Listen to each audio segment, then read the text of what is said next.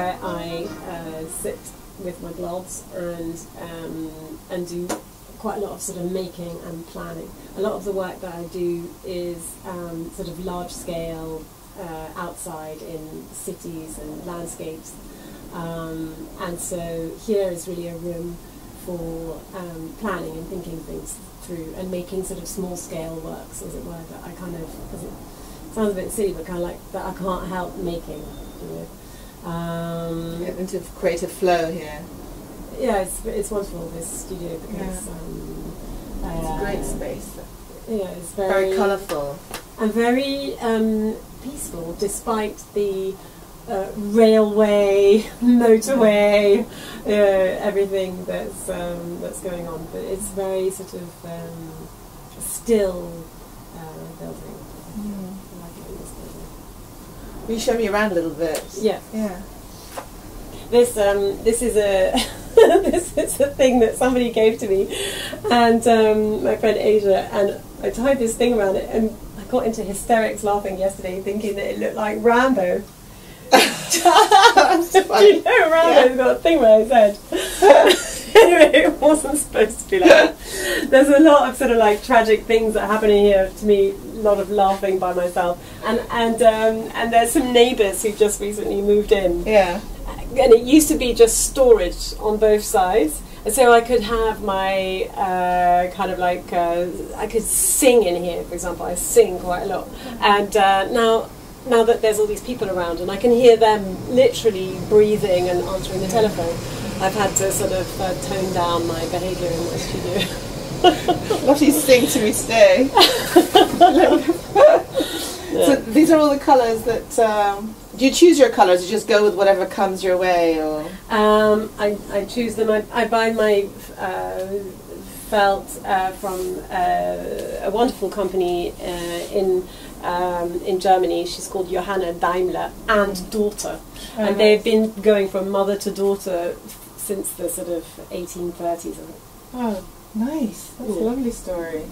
And these are from them or from someone else? Or? These are pom-poms that are made by my friend Elena, who is who's very kind. She's a very, very old lady, and she sits in her wonderful bed and makes pom-poms and gives them to me. And so I decided that I was going to make sort of works out of these pom-poms that she very kindly gives to me. Do you often work in collaborations, and how do you come up with ideas of what you... Well, I do a lot of research. I do a lot of collaborations as well. I'm doing a collaboration at the moment, a sort of fairly long-term collaboration with a Russian physicist called Kostya Novoselov, who discovered this material called graphene.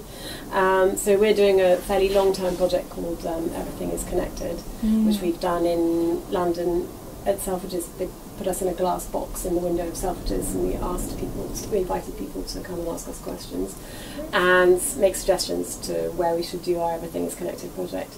And we've done it in Barcelona and Manchester and all over Europe. Interesting.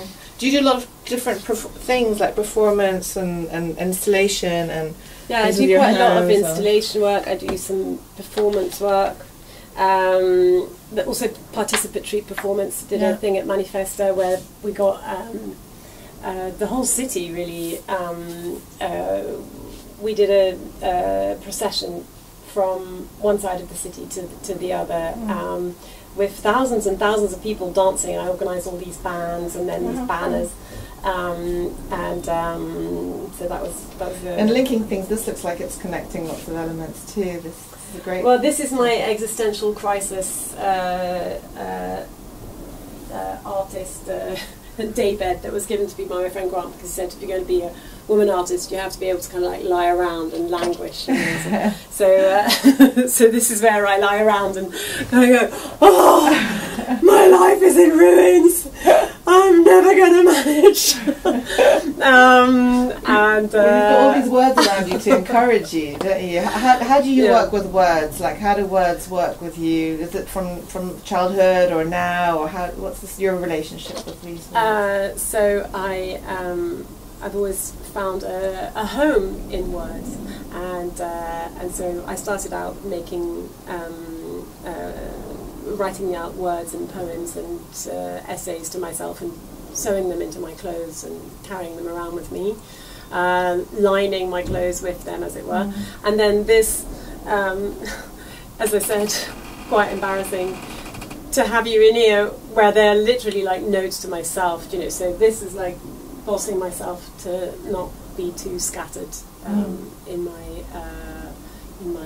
way of organising my work, and that is something that Sarah Lucas said about how you have to be actually bold if you want to kind of move forward, rather than kind of what you might sometimes feel inclined to kind of just sort of like hide underneath the motorway and wait for people to come and find you, which they won't, you know. So I think my work is quite I'm trying to be constructive and socially engaged with my work, trying to make a sort of positive contribution towards building a better future. So so there's not much point in doing that by myself. So I have to kind of push myself to get out there. Yeah.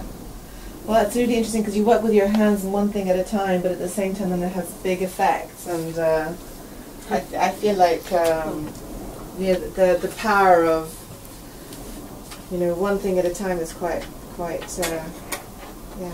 Well, it's a better way to organise yourself than 3 things at a time. Yeah. Like General Eisenhower falling down the stairs of his aircraft, because, you know, he was too. People said he was too stupid to walk and chew gum at the same time. Really, I'm a bit like that. That's not true. Show me how to do this. No, you're so clever. You're one of the cleverest people I know. So you just cut away and see how you... Yeah, just kind of do whatever you like. My kids come in here and do watercolours, and now my daughter starts on oil paints. And we're putting up a sewing machine. My daughter's been making masks for a charity for coronavirus. It's very nice having my children. Yeah. It's very nice having you in here. Thank you very much for coming. Thank you for having us. That's so I like it.